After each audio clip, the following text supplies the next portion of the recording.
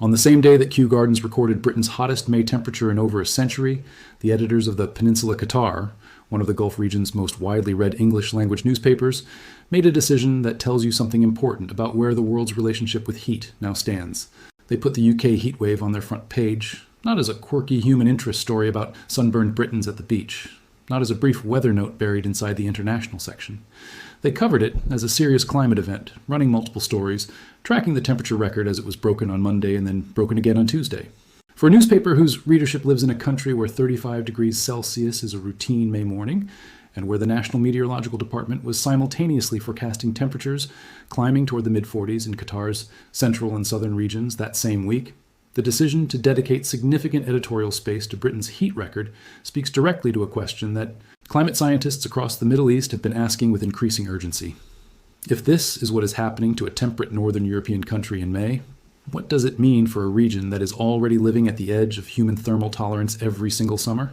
The Peninsula's coverage of the UK event was factually precise and tonally measured. It reported the 34.8 degree reading at Kew Gardens on Monday the 25th of May, noted that the previous UK May record of 32.8 degrees had stood since 1922, and quoted Met Office meteorologist Tom Morgan directly, that the UK rarely sees temperatures above 35 degrees even in the summer months, making late May proximity to that threshold, in Morgan's own words, pretty historic. The paper ran a second story the following day when Kew and Heathrow both provisionally reached 35.1 degrees, breaking the record for a second consecutive day.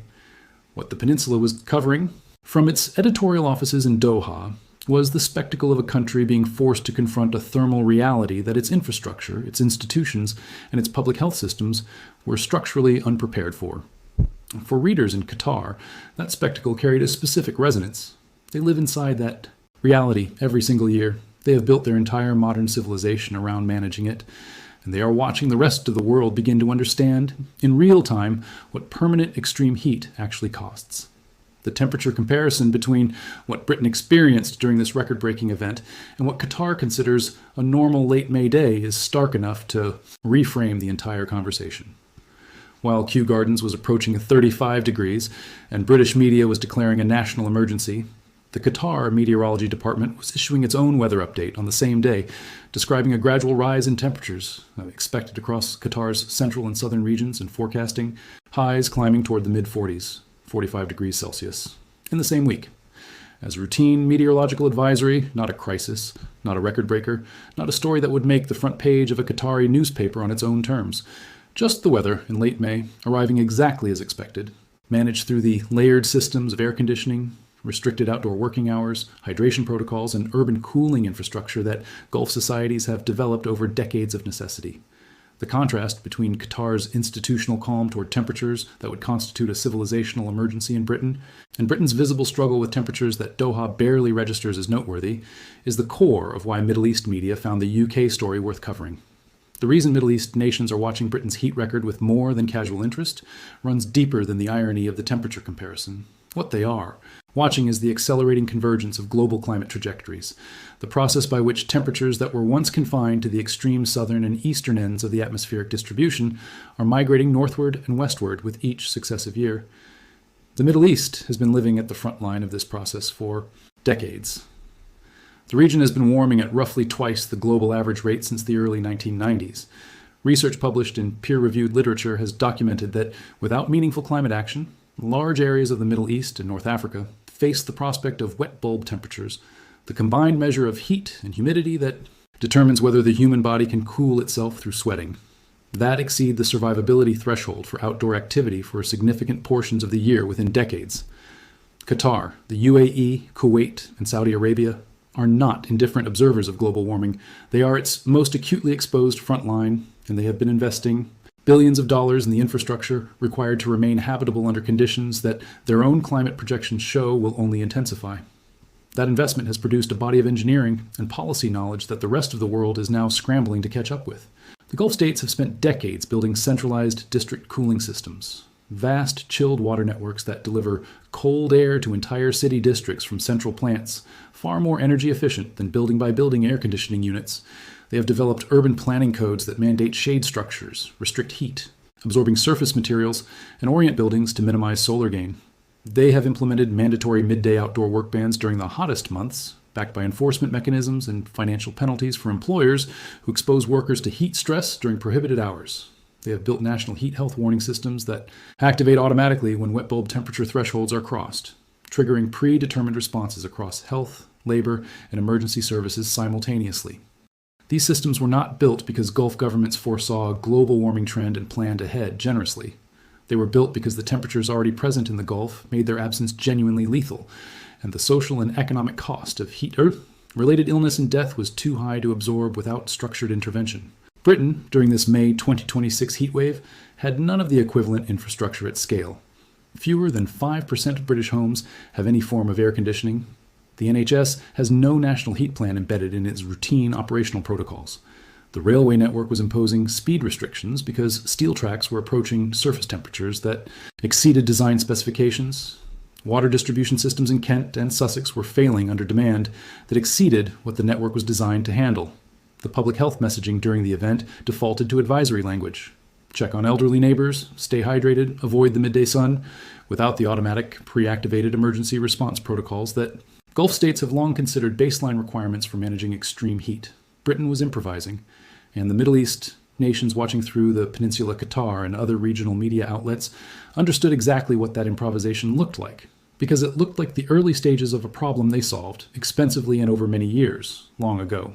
The editorial decision to cover the UK's heat record was also driven by a concern that runs through climate discussions across the Gulf region with particular intensity: the question of global warming's rate and trajectory. Qatar's temperatures in May are already averaging highs in the high 30s. By late July and August, Doha routinely records peaks above 42 degrees Celsius, with overnight lows that rarely fall below 30 degrees, conditions under which outdoor activity becomes dangerous within minutes without cooling support. The Fanac Water Research Institute, which tracks water and climate issues across the Arab world, has published projections showing that people in the Middle East can expect up to 200 days of exceptional heat per year under a business-as-usual emissions scenario. That is not a distant projection. It is a trajectory that is already partially realized in the lived experience of millions of people across the Gulf states today. When the Peninsula's readers see Britain declaring a heat emergency at 35 degrees, a temperature that Doha's climate data shows as a perfectly routine early May afternoon, the question that naturally arises is not sympathy for Britain's discomfort. It is alarm about the speed at which Northern Europe's climate is converging toward conditions that the Middle East has spent decades and billions of dollars learning to survive. The concept of cooling diplomacy, which has been gaining traction in Gulf policy circles since COP28 in Dubai, adds a further dimension to why the region is watching events in Britain closely. Gulf states have accumulated genuine expertise in large-scale cooling infrastructure: the centralized district cooling networks, the architectural standards, the urban heat management protocols, and the heat health emergency systems that Northern European countries are now scrambling to develop from scratch. There is a serious policy argument being made explicitly in Gulf think tanks and by regional development banks that this expertise constitutes an exportable asset, a form of climate adaptation knowledge transfer that Gulf nations are uniquely positioned to offer a world that is learning, heatwave by heatwave, that its existing infrastructure was built for a climate that no longer exists. Britain's public and embarrassingly visible unpreparedness during this May 2026 event is precisely the kind of moment that makes that argument concrete and urgent. The Peninsula's coverage also implicitly pointed to something that British and European climate commentary tends to understate: the degree to which what is happening in temperate regions right now has been normal in the global south and the Middle East for years, and the degree to which the global response to extreme heat has been shaped by whose discomfort it was affecting. The international climate finance architecture, the IPCC's emphasis on adaptation, the post-COP28 attention to cooling as a development issue, all of these northern countries as visibly as it kills people in Qatar, in Pakistan, in sub-Saharan Africa. The political weight of a 35-degree emergency in London, covered by major wire services and broadcast on global television, has historically moved climate policy discussions faster than the same temperature in Karachi or Baghdad, where heat deaths attract far less international attention and far less institutional urgency. The fact that the Peninsula Qatar found Britain's heat wave worth front-page coverage is a small but precise signal of a broader reality. The world's climate is converging.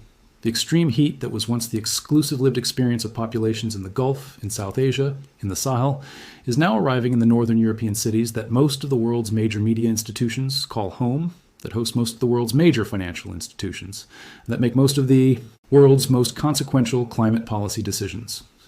The Peninsula's editors were not covering Britain's heat as a curiosity. They were covering it as evidence of a convergence they have been living inside for their entire lives, finally becoming visible to the people who have the most power to address it. Doha was heading toward 45 degrees the same week. London was panicking at 35. The gap between those two numbers is not just a matter of geography. It is the distance that separates a society that has been forced to solve the problem of extreme heat from one that is only just beginning to understand it has one.